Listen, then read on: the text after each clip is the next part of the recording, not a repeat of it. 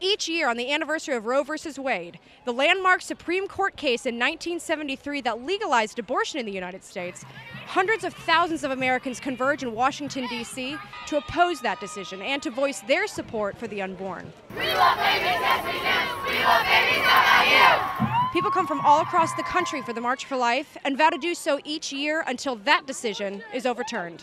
I'm here because I believe in the sanctity of life. I think it's a tragedy that a third of my generation is dead due to abortion. I personally know women and men who've gone through an abortion and the hurt that they go through. Why do we want our fellow Americans and fellow people, and I mean all over the world, why do we want them to suffer? Without life, there's nothing. I mean, it's simple as that.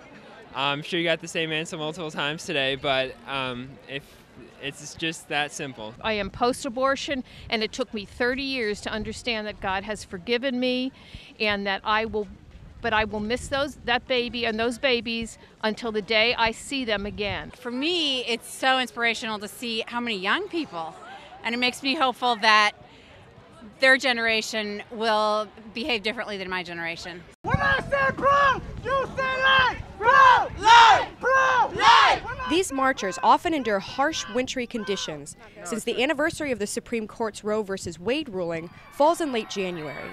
Yet the march has averaged hundreds of thousands of participants in recent years. Amazingly, this event, the largest annual tradition of protesters in D.C., receives scant media attention. Since 1973, more than 55 million children have lost their lives to abortion in the United States. Remembering those harmed by abortion is an important part of the march, says Heritage Foundation policy analyst Sarah Torre.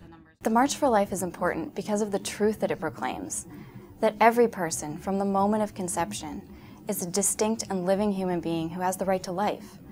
This isn't just a right that belongs to the strong or the powerful. It's a right that belongs to all human beings, regardless of their age, dependency, or ability. That's why so many Americans have joined the march today, to remember the children lost, the women harmed, and to proclaim the dignity of every human life, to look forward to a day when every life is welcomed in culture and respected in law.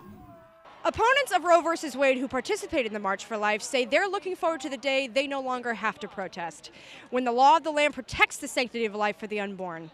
Until that day, they say, they're happy to defend those who can't defend themselves.